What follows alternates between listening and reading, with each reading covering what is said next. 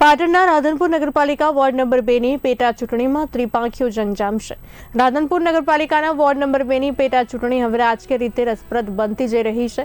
આ ચૂંટણીમાં ભાજપ અને કોંગ્રેસ સામે હવે ત્રીજો મજબૂત વિકલ્પ ઊભો થયો છે। સેવાભાવી અને સમાજસેવક તરીકે ઓળખ ધરાવતા જ્યોતિ જોશીએ પણ ચૂંટણી મેદાનમાં ઉતરવાની તૈયારી દર્શાવી છે।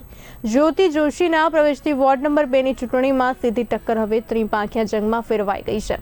સ્થાનિક સ્તરે જ્યોતિબેનની સામાજિક સક્રિયતા અને લોકો વચ્ચેની પહોંચને કારણે ચૂંટણીમાં નવા સમીકરણો ઊભા થવાની શક્યતા છે। ભાજપ અને કોંગ્રેસ માટે આ ચૂંટણી હવે સરળ નહીં રહે તેવી ચર્ચાઓ શરૂ થઈ ગઈ છે।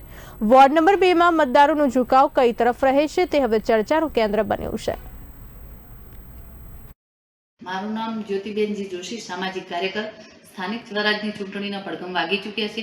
રાધનપુર વોર્ડ નંબર 2 માં ખાલી પડેલી જગ્યામાં પણ ચૂંટણી યોજાવા જઈ રહી છે। ત્યાં કોંગ્રેસ 5 વર્ષ શાસનમાં રહી, કોંગ્રેસે પણ કંઈ કર્યું નથી અને છેલ્લા વર્ષથી ભાજપ શાસિત નગરપાલિકા છે પણ એ લોકોનું સાંભળતા નથી અને કંઈ કરતા નથી। તો હું પણ ઉમેદવારી ફોર્મ રજૂ કરવા જઈ રહી છું, એટલે મારા સમર્થકો સાથે અને હું લોકોને મીડિયાના માધ્યમથી આહવાન કરું છું કે જ્યારે હું ઉમેદવારી ફોર્મ ભરું ત્યારે બહોળી સંખ્યામાં મારી સાથે જોડાઓ અને તમારા પ્રશ્નોને વાચા આપો।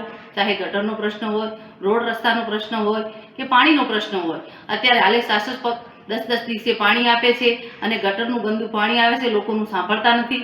તો લોકોના પ્રશ્નોને વાચા આપવા માટે હું પણ મેદાને ઉતરું છું।